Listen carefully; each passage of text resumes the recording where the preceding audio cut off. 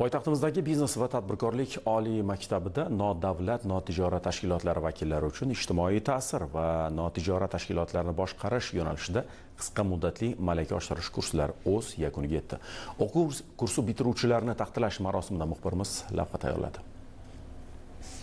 Nodavlat notijorat vakillari uchun tashkil etilgan ijtimoiy ta'sir va notijorat tashkilotlarini boshqarish mavzusidagi qisqa muddatli malaka oshirish kursi muvaffaqiyatli yakunlandi. Dastur O'zbekiston 2030 strategiyasi doirasida amalga oshirilib, unda respublikaning turli hududlaridan kelgan 34 nafar nodavlat notijorat tashkilotlari rahbar va mutaxassislari ishtirok etdi. Ular sohaning professional va institutsional salohiyatini oshirishga qaratilgan bilim va ko'nikmalarga ega bo'ldilar. 5 kunlik malaka oshirish haqida fikrlarimni aytadigan bo'lsam, juda ham yuqori darajada tashkil etilgan o'qish hisoblanadi. Meni eng qiziqtirgan mavzu bu moliyaviy barqarorlik bo'yicha bo'ldi. Moliyaviy barqarorlik bo'yicha juda ham keng tushunchaga ega bo'ldimki, va shu bilan birgalikda biz Senatga hamda Oliy Majlis Qonunchilik palatasiga tashrif buyurganimiz bu nafaqat meni, balki boshqa kursdoshlarimizga ham manzur keldi.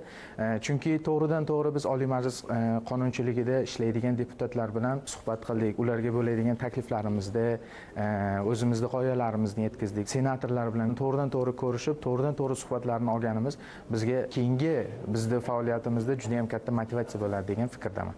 Yakuniy marosimda ishtirokchilarga maxsus sertifikatlar topshirildi. Mazkur kurs nodavlat notijorat tashkilotlari faoliyati samaradorligini oshirish va jamiyatda ijobiy o'zgarishlarni rag'batlantirishga xizmat qiladi.